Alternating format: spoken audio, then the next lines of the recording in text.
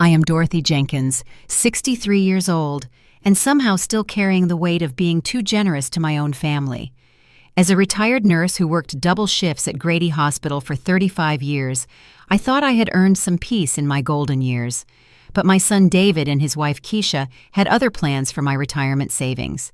Last Sunday morning they called asking me to join them for brunch at the Peach Diner in Buckhead to celebrate David's new marketing contract. Between bottomless mimosas and shrimp and grits, my daughter-in-law Keisha leaned forward with that familiar smirk I should have recognized as trouble.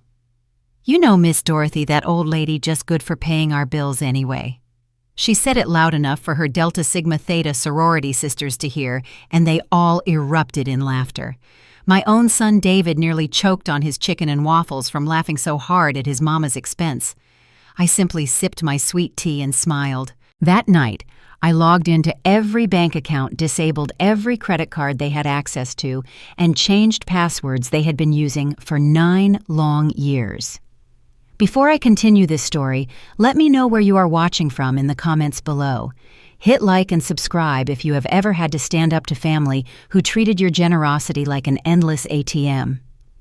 Growing up in Southwest Atlanta meant community and family loyalty ran deep in our blood. But inside my modest 3-bedroom ranch house on Campbellton Road, financial manipulation had become a way of life.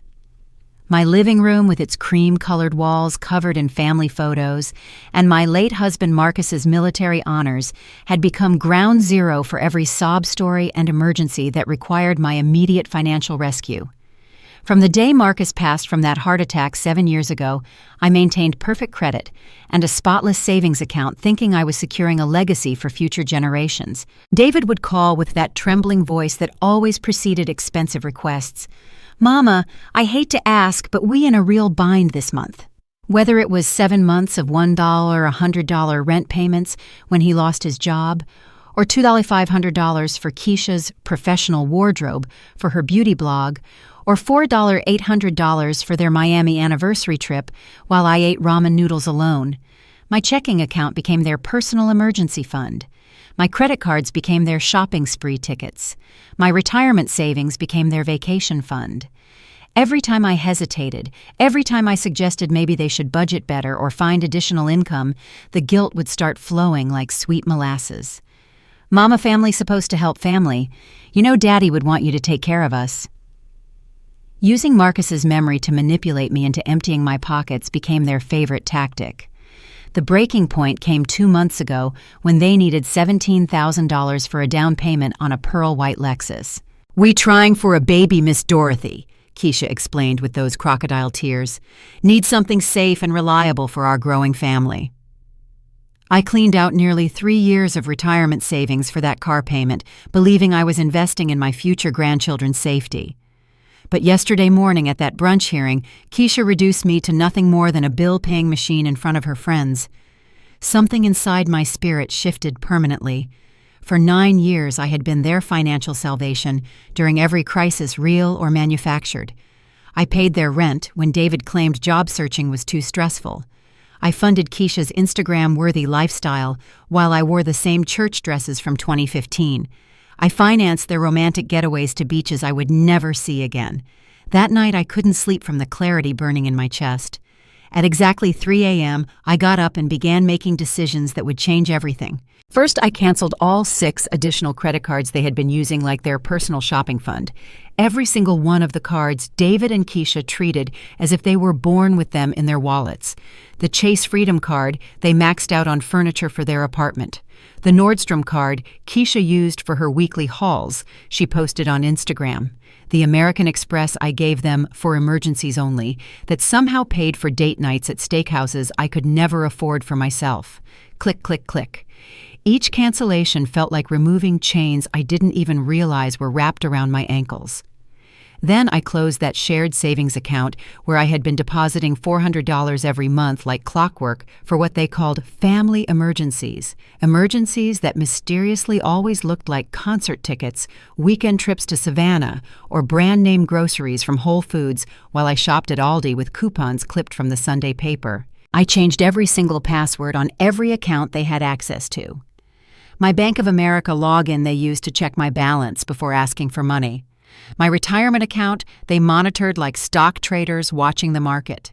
Even my PayPal and Venmo accounts they used for quick transfers that never got paid back. As I dug deeper into my online banking statements, I discovered charges I had never noticed before: monthly subscriptions draining my account in $15 and $25 increments, premium Spotify so Keisha could listen to music without ads, Netflix upgrades for 4K streaming, Planet Fitness memberships for both of them at $25 each per month, DoorDash premium so they could get free delivery on meals that cost more than my entire weekly grocery budget. They had been slowly bleeding me dry with death by 1,000 cuts, small charges I never bothered to question because I trusted my own family not to steal from me. The most painful discovery was a $200 monthly charge to something called Style Box Premium. When I Googled it, I found out it was a luxury clothing subscription service that shipped designer outfits to your door every month. Keisha had been getting a personal styling service delivered to her doorstep using my credit card for over a year. That's $200 and $400 in clothes I never saw her wear, paid for with money I earned wiping down hospital floors during double shifts. By 6 a.m., when the sun was rising over Atlanta and the birds were singing outside my kitchen window, I had built an impenetrable fortress around my finances. For the first time in 9 years, every dollar in my accounts belonged to me and me alone. I poured myself a cup of coffee, sat in my favorite recliner that Marcus bought me for our 20th anniversary, and felt something I had not experienced in nearly a decade: complete and total peace. No anxiety about unexpected phone calls asking for money, no guilt about saying no to the next manufactured crisis, no wondering if I would have enough left in my retirement to keep my lights on. I knew that phone would start ringing soon, with desperate voices demanding explanations, and for the first time in years, I was ready to give them exactly what they deserved to hear. The phone rang at exactly 9:20 in the morning. I was sitting in my kitchen enjoying my second cup of coffee when I saw David's name lighting up my iPhone screen. I didn't answer immediately. I let it ring 3 more times while I savored a moment of power I hadn't felt in almost a decade. When I finally swiped to answer, his voice was desperate, almost panicked. "Mama, why are all the cards declined?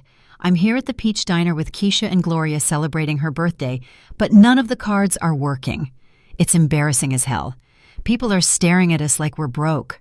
The server keeps coming back asking if we want to try a different card, and I don't have enough cash in my wallet to cover a $170 brunch bill. What's going on with the bank?"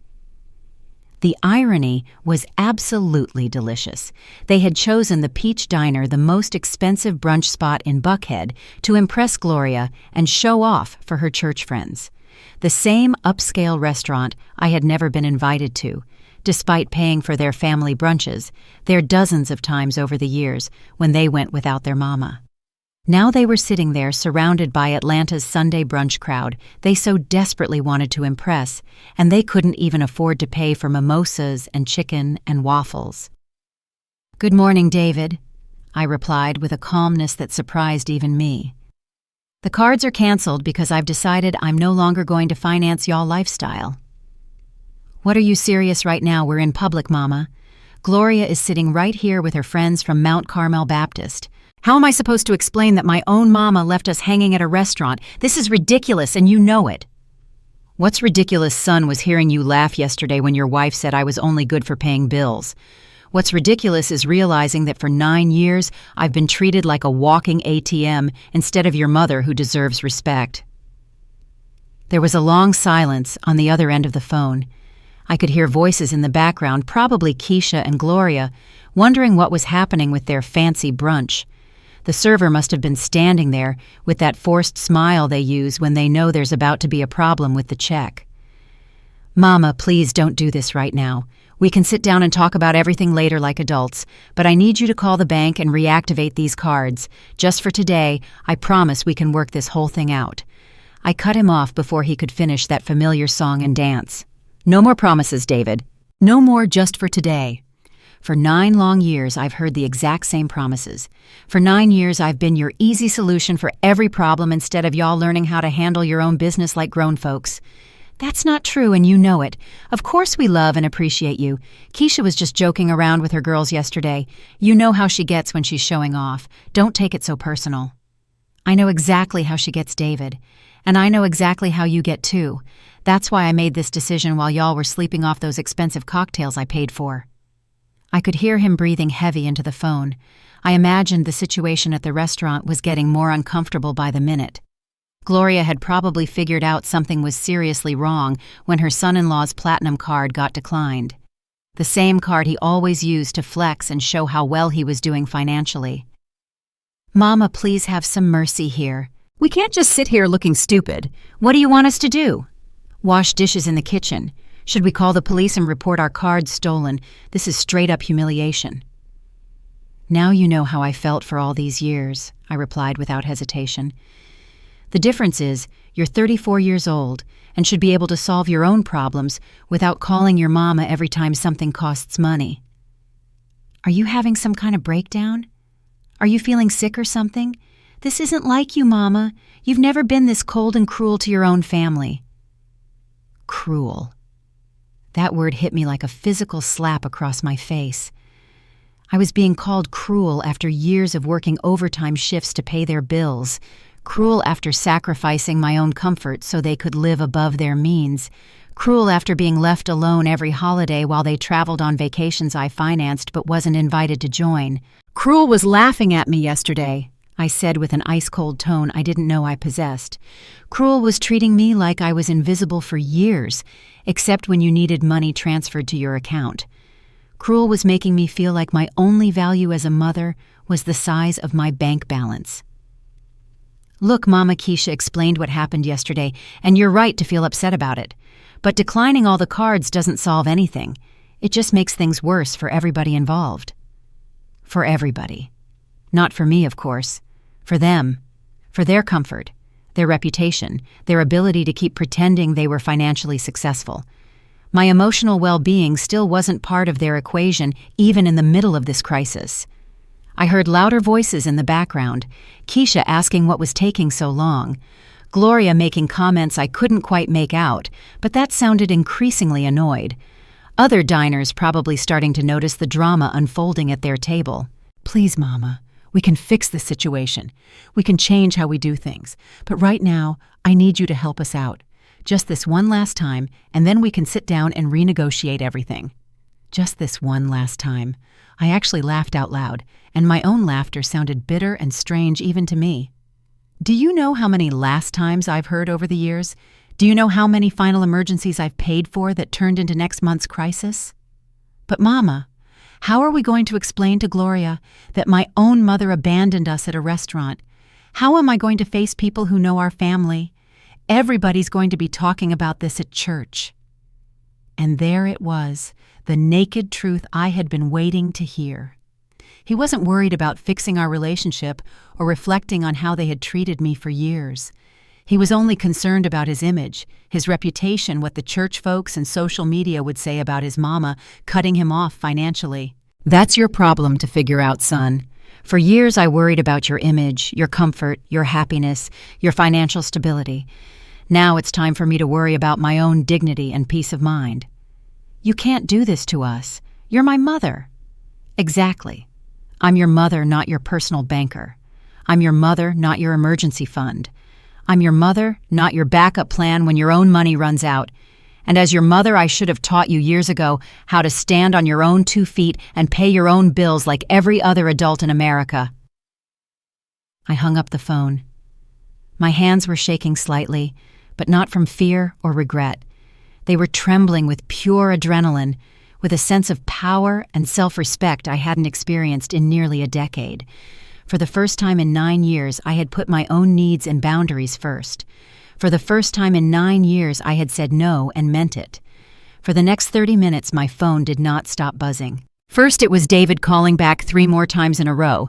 Then Keisha, her voice high-pitched and frantic. Then a number I didn't recognize, which I assumed belonged to Gloria, trying to figure out what kind of family drama she had gotten caught up in during what was supposed to be a peaceful birthday brunch. Every call I sent straight to voicemail gave me more strength, more conviction that I was finally doing the right thing after years of being a pushover. I poured myself another cup of coffee and sat on my back porch, enjoying the silence and watching the cardinals visit the bird feeder I had installed last spring with my own money for my own enjoyment. But the peace didn't last nearly long enough. At exactly 11:30 in the morning, I heard the unmistakable sound of David's Lexus pulling into my driveway. The same car I had helped finance with that $17,000 down payment just 2 months ago. 2 doors slammed shut with enough force to rattle my front windows, and I heard urgent footsteps marching up my walkway like soldiers heading into battle. The knocking started immediately, loud and aggressive and demanding. "Mama, open this door right now, we need to talk." David's voice sounded different now, more desperate, but also more aggressive than I had heard in years. "I know you're in there. Your Honda is parked right in the driveway and the TV is on. Stop playing games and come talk to us like an adult." I didn't budge from my position on the back porch, invisible from the front entrance, continuing to watch those beautiful red birds eat the sunflower seeds I had bought them. It was funny how small pleasures in life took on new meaning when you finally had the mental space and peace of mind to actually enjoy them. "Dorothy."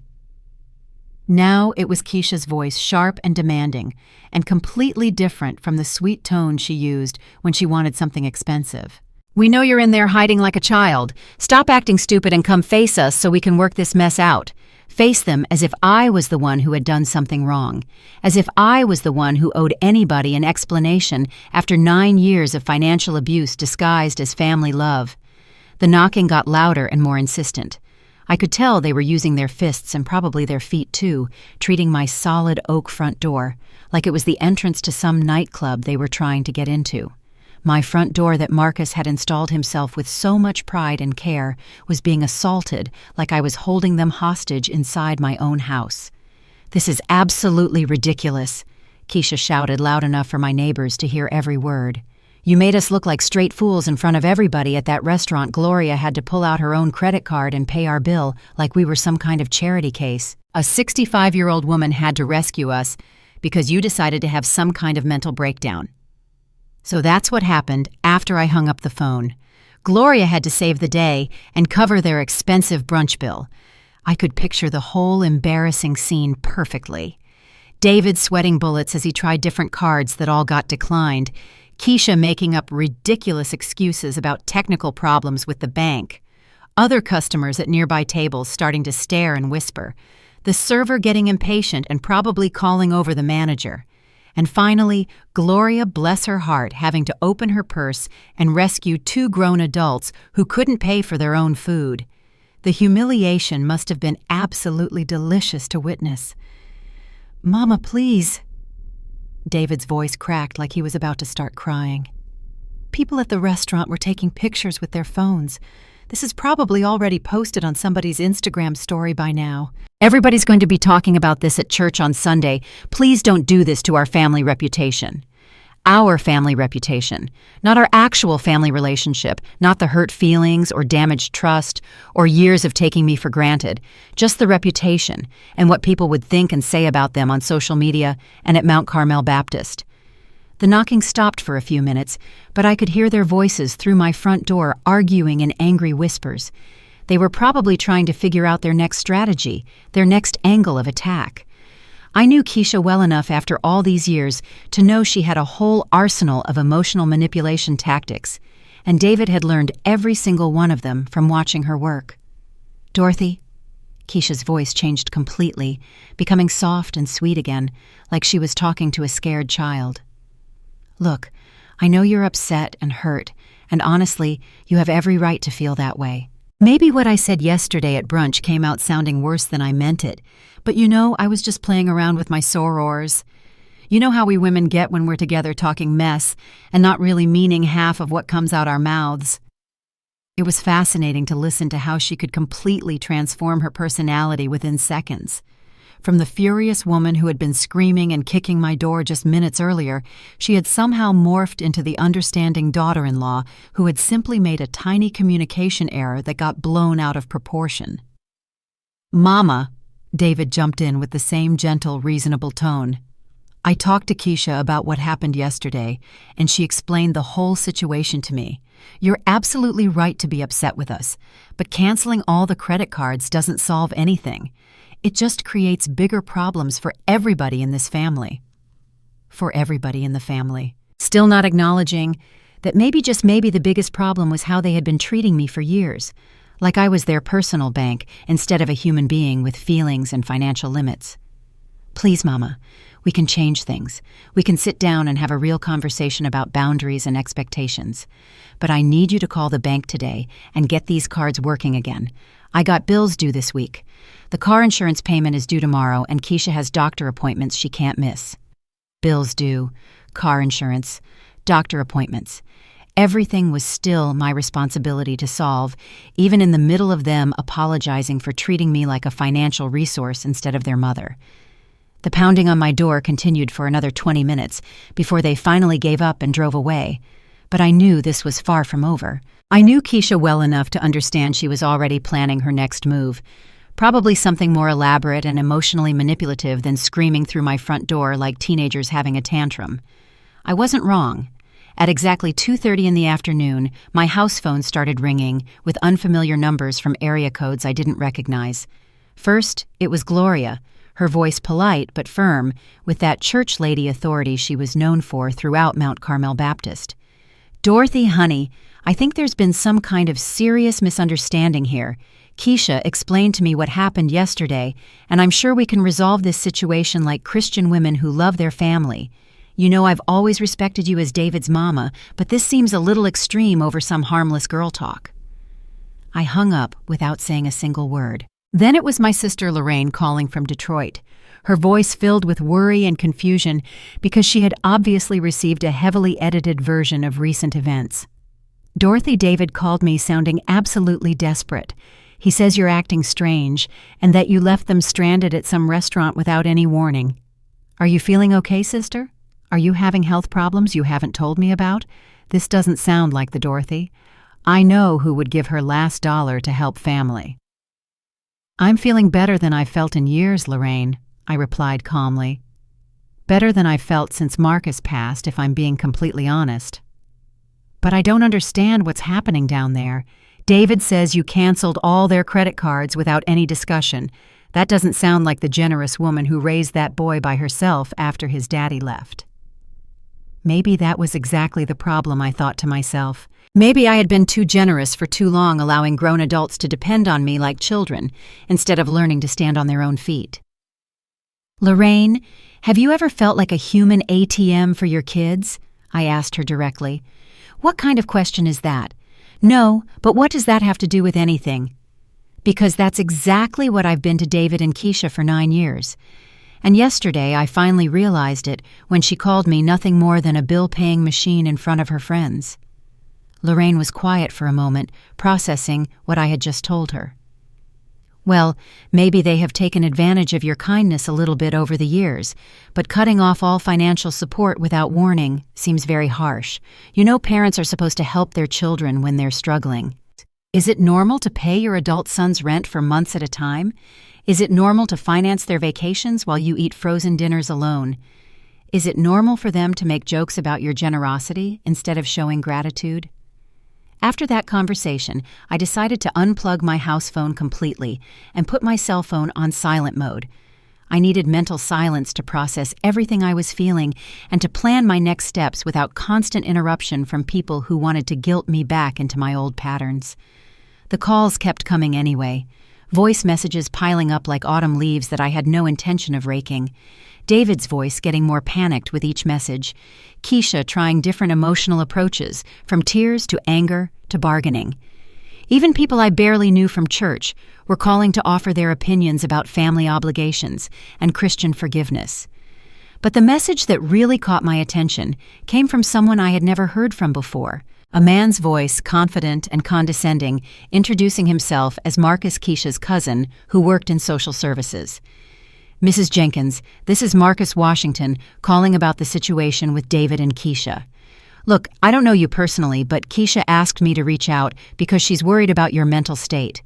As someone who works with elderly people experiencing financial confusion, I think you should know that making sudden drastic changes to family financial arrangements can be a sign of cognitive decline. There are resources available to help families navigate these situations, and sometimes legal intervention becomes necessary to protect everyone involved.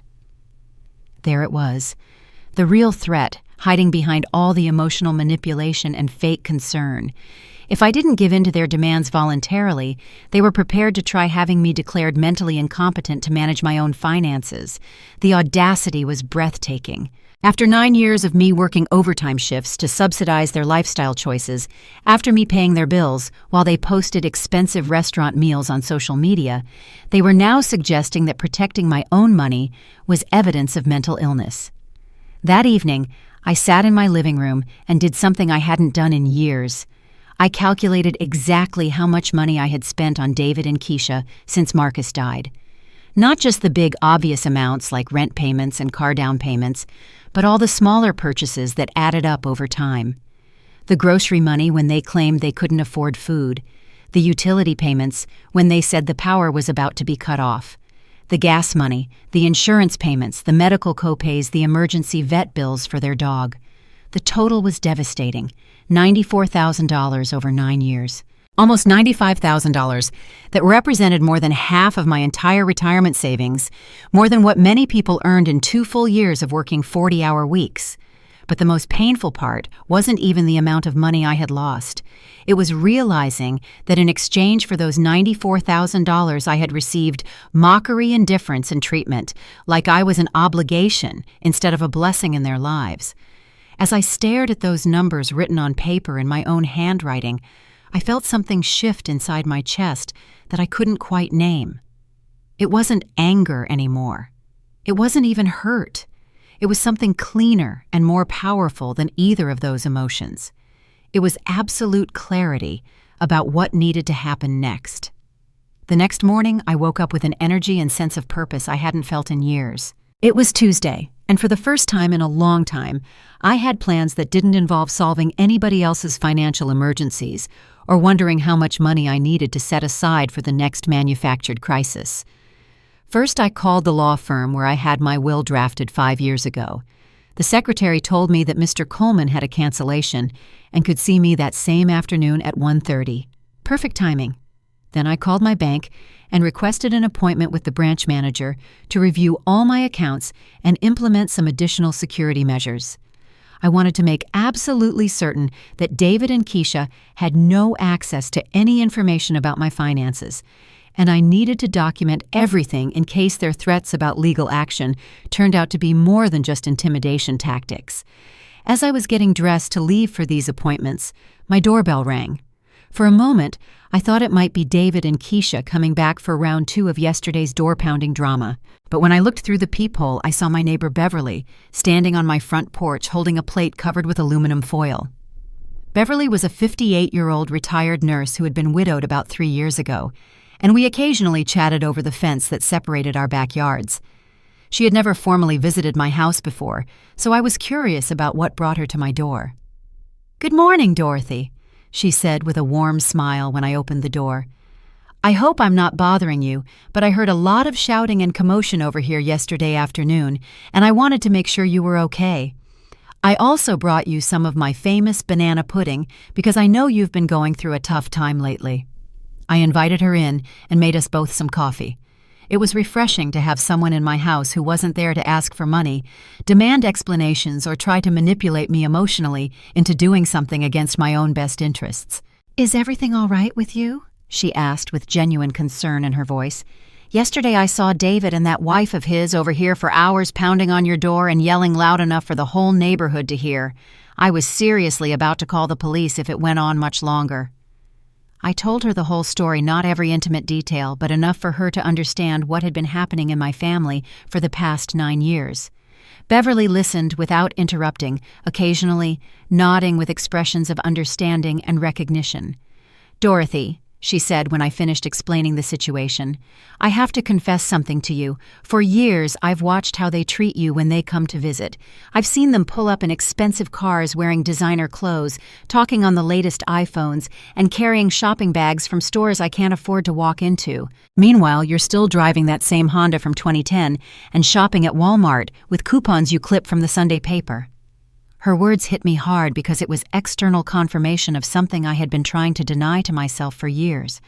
Other people could see the obvious financial imbalance that I had been refusing to acknowledge. "But what has struck me the most," Beverly continued, "is that I've never once seen them do anything for you. I've never seen them help you carry your groceries, fix anything around your house, bring you meals when you were sick, or simply visit you just to spend time together without needing something expensive in return." "Is it that obvious?" I asked, feeling a mixture of embarrassment and relief. "To someone looking from the outside with fresh eyes, yes. But I completely understand why you couldn't see it clearly yourself. When you're a mother, you always want to believe the best about your children. You want to think they love and appreciate you, even when their actions suggest otherwise." Beverly stayed for another hour, and our conversation was the most honest and liberating discussion I had had in months. She told me about her own experiences with adult children who expected her to solve all their problems, and how she had learned to set firm boundaries after her husband died and left her with limited resources. "You know what helped me the most," she said before getting ready to leave, "realizing that being a good mother doesn't mean being a financial martyr. You can love your children deeply without sacrificing your own dignity and security for them. Sometimes the most loving thing you can do is force them to grow up and become truly independent." Her words echoed in my mind all the way to the bank and then to the lawyer's office. In the bank manager's office, we reviewed all my accounts and implemented new security protocols. I changed all passwords again, added two-factor authentication to everything, and made sure that only I had access to any financial information about my accounts. "Mrs. Jenkins," the manager said as he processed these changes, "may I ask what prompted these security upgrades? Do you have specific concerns about unauthorized access to your accounts?" "Let's just say I finally realized that my biggest financial security risk was living in my own family," I replied. The manager nodded with complete understanding. "It's unfortunately more common than you might think, ma'am. We see many cases of older adults being taken advantage of financially by relatives who should be protecting them instead. You absolutely did the right thing by securing your assets." At the lawyer's office, Mr. Coleman reviewed my current will and listened carefully as I explained why I wanted to make significant changes to my estate planning. "Mrs. Jenkins Guz," he said after I finished detailing the $94,000 in documented financial abuse, "cases like yours are becoming increasingly common. Adult children who never learned financial independence often see their parents' retirement savings as an inheritance they can access early and frequently." I told him I wanted to restructure my will to reflect my real values instead of my fears and misplaced guilt. 50% to charities that actually help people in genuine need, not capable adults who simply choose not to budget responsibly. 30% to my sister Lorraine, who had always been financially independent and had never asked me for a single dollar in her entire life. And for David, I paused before continuing. "For David, I want to leave just enough to show that I haven't disinherited him out of spite, but not enough for him to continue avoiding adult responsibilities. 20% with the condition that he can only receive his inheritance if he demonstrates 1 full year of complete financial independence without any help from family members." Mr. Coleman smiled slightly. "That's actually a very wise approach. You're essentially creating an incentive for the personal growth and maturity that should have happened years ago." I left the law firm that day feeling a satisfaction deeper than anything I had experienced in recent memory. For the first time in 9 years, I had made important decisions about my future that reflected my genuine values and priorities, not my fears or my misguided sense of maternal obligation. That evening, as I sat down to prepare dinner for myself for the first time in months, without the constant anxiety of waiting for phone calls asking for money, I realized something important. I didn't feel guilty. My whole adult life, I had been programmed to feel guilty whenever I didn't immediately meet the needs of others, especially my family members. But this time, that familiar crushing guilt was completely absent. Instead, I felt something I hadn't experienced in years: mental clarity. It was like I had been living in an emotional fog for nearly a decade and could finally see clearly again. Beverly had mentioned during our coffee conversation that there was a 5-day cruise leaving from Savannah next Wednesday, and she had an extra cabin because her sister had to cancel due to health problems. "Would you be interested in coming with me, Dorothy? When's the last time you did something just for yourself?" The idea excited me immediately. When was the last time I had traveled anywhere for pure pleasure? When had I last slept in a bed that wasn't my own, eaten at a restaurant without calculating how much it cost, or simply relaxed without the constant background anxiety about David's next financial crisis? "I would absolutely love that," I replied without hesitation.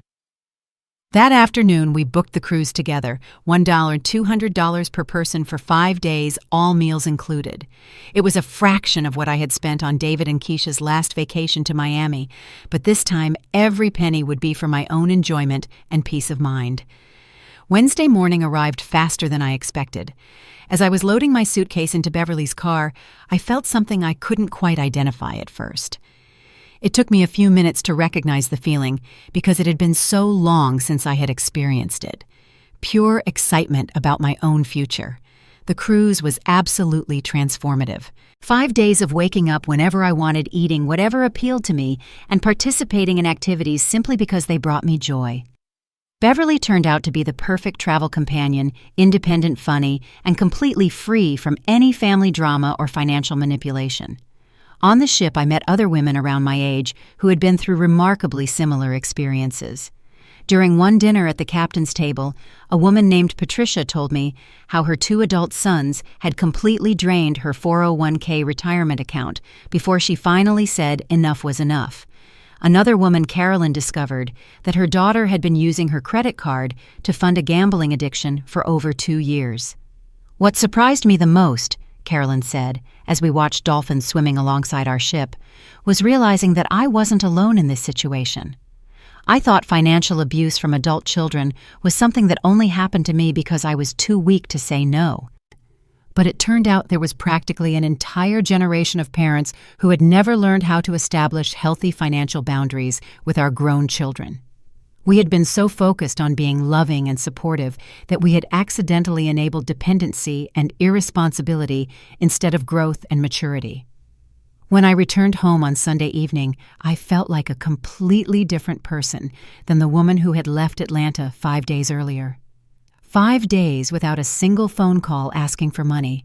5 days without financial anxiety or guilt about saying no to unreasonable requests. 5 days without the constant mental burden of solving other people's problems and managing their poor decisions. It was like remembering who I actually was before I became the family bank.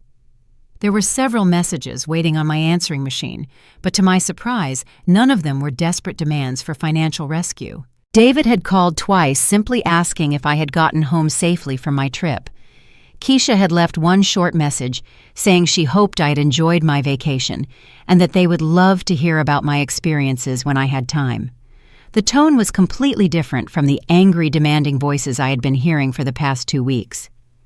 On Monday morning, Beverly came over with coffee and homemade biscuits to hear all the details about the cruise experience. As we sat on my back porch chatting and laughing, I saw David's Lexus pull slowly into my driveway. But this time, instead of jumping out immediately and marching to my front door like he owned the place, he sat in the car for several long minutes. When he finally rang my doorbell, his whole demeanor seemed different. He looked nervous, but also somehow more mature than I had seen him in years. "Mama," he said when I opened the door, "I know you just got back from your cruise, but could we talk for a few minutes? Without any drama, without any demands, just you and me having an honest conversation." I invited him into my living room. Beverly discreetly excused herself and went back to her house, sensing that this was a family moment that needed privacy. "Mama, I wanted to tell you what Keisha and I have been doing these past 2 weeks," David began, and his voice sounded different than it had in years. more serious, more thoughtful, less entitled. We moved out of that expensive apartment in Buckhead. We're renting a smaller place in East Atlanta that costs $400 less per month. It's not as fancy, and it's definitely not in the kind of neighborhood Keisha used to post about on Instagram, but we can actually afford it with just our own salaries. How do you feel about the change? I asked, genuinely curious about his answer. Honestly, it was hard at first, he admitted. The apartment is smaller, there's no granite countertops or stainless steel appliances. The neighborhood doesn't have the same status that Keisha was used to showing off to her friends. But after living there for a week, I realized something important that I had never understood before. What was that? That I can actually sleep peacefully at night, knowing that we're paying for everything ourselves. I don't have that constant anxiety in the back of my mind about how we're going to cover next month's rent, or wondering which bill is going to come due that we can't afford, or trying to figure out how to ask you for money without sounding desperate. It was the first time I had ever heard David acknowledge that their lifestyle had been causing him stress and anxiety. It had never occurred to me that he might have been carrying guilt and worry about their financial irresponsibility. We also canceled those expensive gym memberships at LA Fitness and signed up at Planet Fitness instead, he continued. It costs less than half as much, and honestly, the equipment is just as good. Keisha found a part-time job working weekends at a beauty supply store to bring in some extra income. And get this, Mama, it was her idea. She said she wanted to contribute more actively to our household finances, instead of just managing money that came from other people. I was genuinely surprised to hear that Keisha had taken that kind of initiative. For years, she had seemed to view working additional hours as beneath her especially, since they could always count on me to cover any budget shortfalls. Mama, I also want to apologize to you formally, not just for what happened 2 weeks ago at that brunch, but for all these years of treating you like a personal ATM instead of my mother who deserves respect and gratitude. What made you finally realize what was happening? I asked him directly. When Keisha and I had to sit down and create our first real budget using only our actual income, I realized that I had no idea what it really cost to live as an adult. My entire adult life since college, I had been living way beyond our means because you were always there to cover the difference between what we earned and what we spent. David paused and looked me directly in the eyes with more sincerity than I had seen from him since he was a teenager. Mama, I want you to know that these past 2 weeks have been the first time in years that I truly feel like a grown man instead of someone pretending to be an adult while his mama pays the real bills. And how does that feel? I asked. Terrifying, but also incredibly liberating. I didn't realize how much psychological weight I was carrying around until I got rid of it. Weight. I was curious what he meant by that. The weight of knowing deep down that I wasn't really independent. The weight of knowing that our whole lifestyle was basically a financial lie. The weight of knowing that I was taking advantage of my own mother's generosity and love, but being too selfish and immature to stop myself. Those words hit me harder than anything else he could have said. For years, I had thought that I was the only person suffering in our dysfunctional financial relationship, but it turned out that David had also been carrying shame and anxiety about their dependence on me. Mama, I know I have no right to ask you for anything after everything that's happened, but there's something I would like to request from you. My body tensed up automatically, expecting another financial request disguised as family reconciliation. Tell me what it is, I said carefully. Do you think we could ever have a normal mother and son relationship? The kind of relationship where I visit you on Sundays because I love spending time with you, not because I need something expensive. Where we can sit on your porch and talk about life and family and church without money being part of the conversation. The question moved me because it showed that he understood the difference between genuine family connection and transactional relationships based on financial dependency. David, that kind of relationship can start right now if you really want it, I told him. I have always wanted to have a son who visits me because he enjoys my company, not because I'm useful to him financially. So would it be okay if Keisha and I came over this Sunday for dinner? We'll bring all the food, we'll cook everything ourselves, and we'll clean up afterward.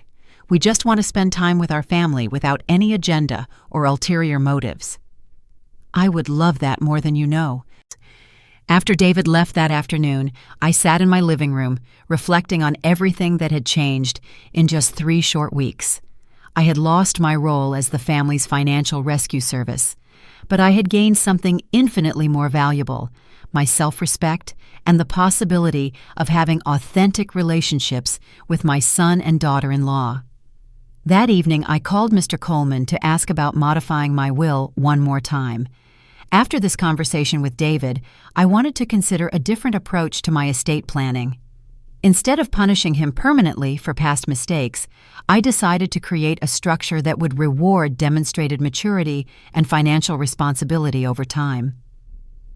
"Mrs. Jenkins," the lawyer said when I explained my new thinking, "you're essentially creating what we call a performance-based inheritance. It's designed to encourage long-term personal growth rather than simply penalizing past behavior."